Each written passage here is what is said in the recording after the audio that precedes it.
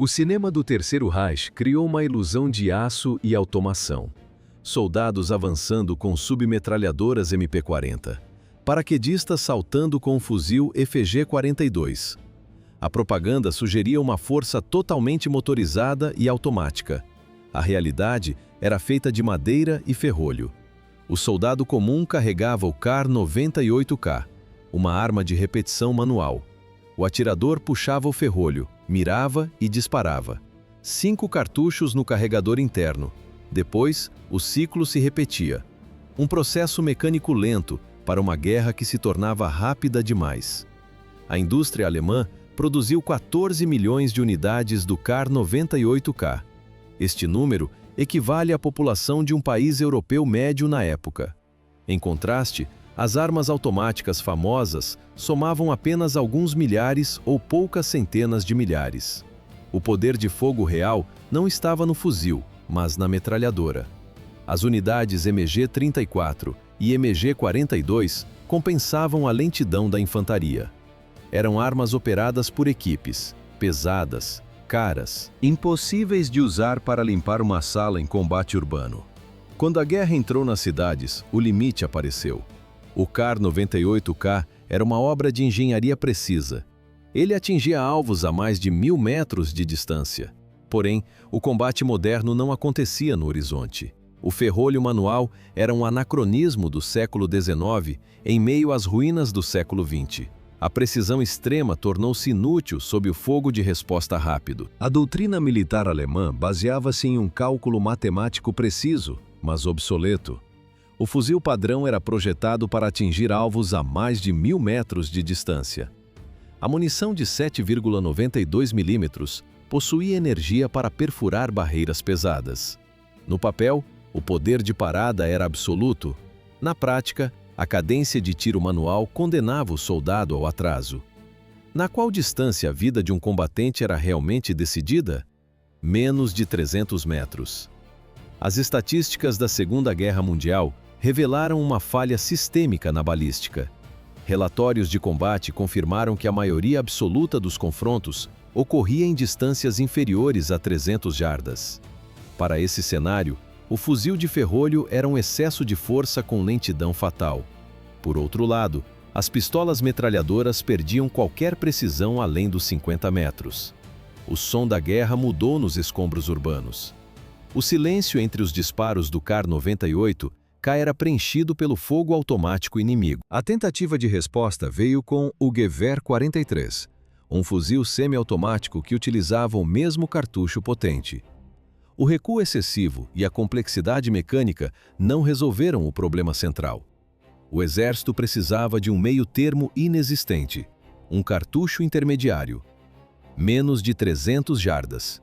Esse era o limite onde a precisão alemã encontrava o seu vácuo tecnológico. Surgiu a necessidade de uma arma capaz de unir o volume de fogo das metralhadoras com o alcance prático dos fuzis. A indústria recebeu a ordem para buscar esse equilíbrio. Relatos vindos da frente oriental confirmaram as estatísticas de baixas a 300 metros. A teoria encontrou a prática nas trincheiras. O alto comando alemão, em um movimento atípico para sua estrutura burocrática, decidiu ouvir a ponta do sistema. Os soldados testaram os protótipos em combate real. O modelo H superou o modelo W. Ele era robusto, confiável. Os soldados elogiaram o seletor de tiro e a precisão superior às submetralhadoras convencionais. Mas havia uma exigência técnica vinda do barro e do gelo. O sistema de ferrolho aberto deixava a arma vulnerável à sujeira. A solução foi a adoção do ferrolho fechado. Essa mudança isolava o mecanismo interno e refinava a precisão do primeiro disparo. Engenheiros fundiram as melhores características de ambos os projetos em um único híbrido. No ano de 1943, o design final recebeu a nomenclatura oficial de Maschinenpistole 43. Os dois modelos tornaram-se um só, e a produção em massa começou. A teoria que moldou o fuzil de 1943 surgiu décadas antes do primeiro disparo na frente oriental. Em 1918, a Grande Guerra ainda não havia terminado quando o capitão Hermann Pisterer formulou o conceito. Ele argumentava que os fuzis padrão desperdiçavam energia com munições potentes demais para distâncias irreais. Quanto tempo essa ideia ficou engavetada? 20 anos. Pisterer sugeriu um cartucho de curto alcance e uma arma de tiro rápido. O comando alemão ignorou o oficial. Na época, as submetralhadoras eram a novidade absoluta. O exército não via sentido em investir em um terceiro conceito de armamento. A inércia militar prevaleceu até 1938. Às vésperas da Segunda Guerra Mundial, surgiram as primeiras solicitações formais para um novo projeto. O objetivo era encurtar o cartucho Mauser de 7,92 mm. Engenheiros realizaram experimentos práticos e rudimentares. Eles cortaram a cápsula original de 57 mm para apenas 33. A redução da cápsula de 57 para 33 mm alterou a balística da infantaria. O novo padrão recebeu a designação oficial de 7,92 por 33 Kurs. Kurs significa curto. Era o nascimento do cartucho intermediário. A física do disparo mudou. O projétil deixava o cano a 700 metros por segundo. A velocidade era inferior aos calibres de fuzis convencionais, mas superava drasticamente as munições de pistola. O recuo diminuiu, o controle aumentou. Visualmente, a diferença era clara. A cápsula curta ao lado da longa parecia um erro de fabricação. Mas os números provavam a eficiência. A trajetória permanecia plana e letal até 500 metros. O soldado conseguia controlar o fogo automático apoiado no ombro. Surgiu uma nova classificação técnica, Maschinenkarabiner. O termo descrevia uma carabina automática capaz de preencher a lacuna entre a submetralhadora e o fuzil de ferrolho. O Alto Comando Militar oficializou a busca pelo protótipo funcional. O governo emitiu contratos competitivos para duas empresas distintas desenvolverem o mecanismo de fogo seletivo. Para o cartucho Kurs, a indústria alemã precisava de uma arma que pudesse ser fabricada mais rápido do que o fronte consumia soldados. A solução não estava na precisão artesanal, mas na força bruta das prensas hidráulicas. Como baratear a guerra? Substituir o torno mecânico pela prensa de estampagem. O processo era industrial e impessoal. Uma folha de aço entrava na máquina. O martelo de toneladas descia com um estrondo metálico. O que antes levava horas de fresagem, agora surgia em segundos. Uma caixa da culatra pronta. A fabricação por estampagem permitia o uso de mão de obra não qualificada. Operários comuns operavam as prensas, liberando os armeiros experientes para funções críticas. As empresas apresentaram dois caminhos técnicos. A Renel entregou o modelo H, que operava com ferrolho aberto no modo automático para resfriar o cano. No tiro semiautomático, o ferrolho era fechado para garantir precisão. A Walter seguiu com o modelo W. Sua mecânica utilizava um pistão de gás anular exclusivo ao redor do cano. O contraste era visual e técnico. Um coronha de madeira mantinha o vínculo com a tradição dos fuzis Mauser. Abaixo dela, o corpo de metal estampado representava a nova era da produção em massa. Ambos os protótipos utilizavam carregadores curvos destacáveis, com capacidade para 30 cartuchos.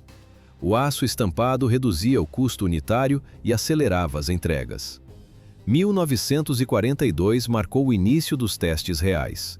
O Alto Comando enviou o primeiro lote de protótipos diretamente para unidades selecionadas na Frente Oriental. 3 a 4 fuzis de assalto pelo preço de um único ferrolho. Esta era a nova aritmética da Wehrmacht. Enquanto as bombas aliadas pulverizavam centros industriais, a economia de guerra alemã respondia com a eficiência do aço estampado. A produção de um STG exigia uma fração do tempo e dos recursos necessários para um antigo Kar 98K. A economia real de insumos atingia 300 a 400% por unidade produzida. Os testes na Frente Oriental confirmaram o valor dessa lógica. A substituição da usinagem pesada pela estampagem economizou milhões de Reichsmarks ao Reich em um momento crítico. O design focava na funcionalidade bruta. Um carregador de 30 projéteis alimentava o sistema. A cadência de tiro oscilava entre 500 e 600 disparos por minuto. Era o equilíbrio exato para manter o controle sob fogo contínuo. A ergonomia ditava o combate moderno. Empunhadura de pistola. Seletor de tiro acessível. Alavanca de manejo posicionada à esquerda. O soldado recarregava ou limpava panes com a mão livre, mantendo a direita no gatilho. A precisão em rajadas curtas superava as expectativas para distâncias médias. Mas o desespero do fim da guerra gerou inovações bizarras.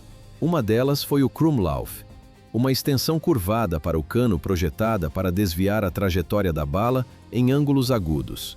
O objetivo era permitir o disparo em esquinas ou de dentro de blindados sem expor o operador. Nas lutas de rua, colocar a cabeça para fora significava morte instantânea. O acessório tentava resolver o risco da exposição com engenharia extrema. No entanto, a realidade técnica era implacável. O peso total do conjunto ultrapassava os 5 quilos. Eficiência e baixo custo não garantiam o futuro do projeto. A barreira era política. O próprio Adolf Hitler bloqueava o avanço. O ditador considerava o novo calibre um erro estratégico. Por que o projeto estagnou? Ele acreditava que a logística de munição entraria em colapso com um cartucho intermediário. O desenvolvimento perdeu prioridade. O ritmo tornou-se burocrático e lento. Em 1942, 2 empresas apresentaram protótipos para testes. A Walter e a Henel seguiram o mesmo conceito básico. Ambas buscavam uma arma de fogo seletivo. O objetivo era unir a precisão do tiro semiautomático à cadência do fogo total. Uma assinatura de negação em um documento oficial paralisou o progresso por meses. O Reich operava sob a vontade de um único homem. Hugo Schmeisser projetou o modelo H. O sistema utilizava um pistão de gás montado acima do cano. Os gases do propelente moviam um ferrolho oscilante para completar o ciclo. Para evitar o superaquecimento, o mecanismo operava com ferrolho aberto no modo automático. O protótipo da Walter utilizava um sistema de anel de gás ao redor do cano. Para contornar o veto direto de Adolf Hitler, o Departamento de Armamentos recorreu a uma fraude burocrática sem precedentes. 1943. O projeto renasce sob uma identidade falsa, MP-43.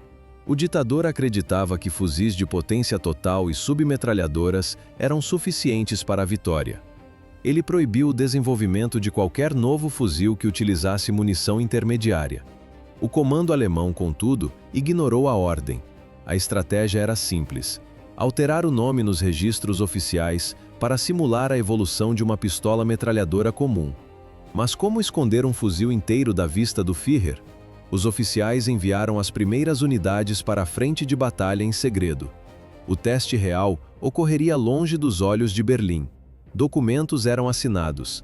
Caixas de munição curta eram camufladas em comboios de suprimentos. Logo, milhares de unidades já estavam nas mãos dos soldados.